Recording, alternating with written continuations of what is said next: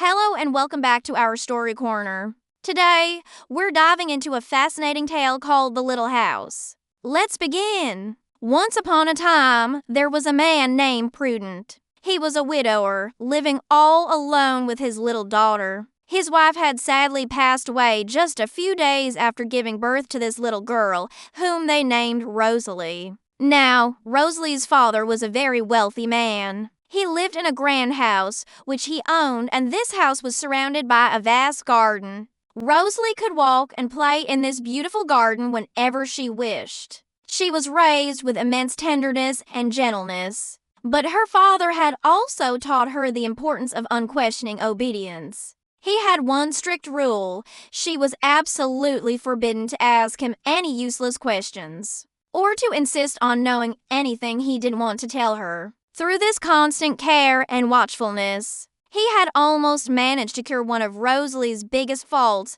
a fault that is, unfortunately, all too common: curiosity. Rosalie's entire world was confined within the park, which was enclosed by high, imposing walls. She never saw a single soul besides her father. It was a strange household, with no servants at all. Everything just seemed to happen on its own. She never lacked for anything. She always had beautiful clothing, interesting books, work to do, and plenty of toys to play with. Her father was her only teacher. He educated her himself, and even though she was now nearly 15 years old, she never felt bored or restless. The thought that she could live differently, that there was a bigger world to see beyond the walls, had never even crossed her mind. She lived in this perfect, self-contained world with her father, completely unaware of what lay beyond her garden. But one day, everything was about to change. In a secluded corner of the vast park, hidden away behind a thick grove of trees, stood a tiny house.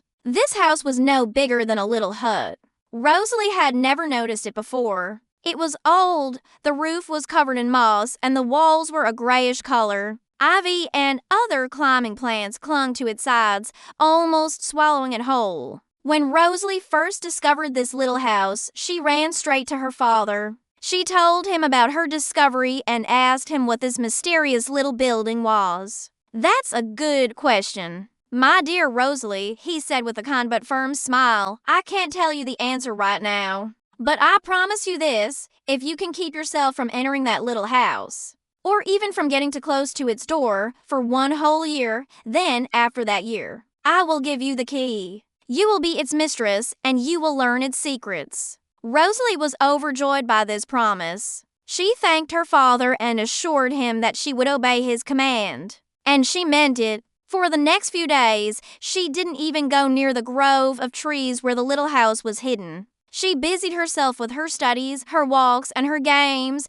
trying her best to forget all about it. However, the thought of the little house kept creeping back into her mind. She started to wonder, what could possibly be inside? Was it full of beautiful furniture? Did it have a library filled with books she'd never seen? Or maybe it held wonderful treasures from faraway lands. The more she tried not to think about it, the more her curiosity grew, becoming an almost unbearable obsession. After a few weeks, she couldn't resist any longer. She told herself, "My father only forbade me from going inside or getting too close to the door. He never said I couldn't look at it from a distance." So, she began to walk by the grove of trees every single day. She would peek through the leaves, gazing at the little house from afar. She studied its every detail: the moss on the roof, the vines on the walls, the small, solitary window. This only fueled her curiosity even more. Finally, she thought,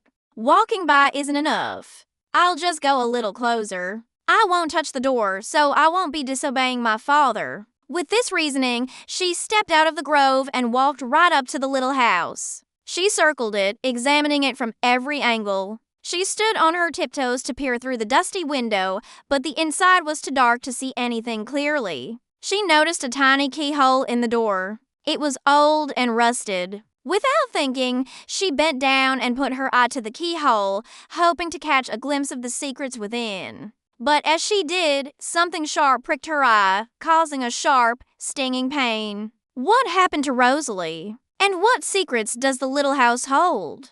We'll have to find out in the next part of our story. Thanks for listening, and don't forget to subscribe for more tales. See you next time.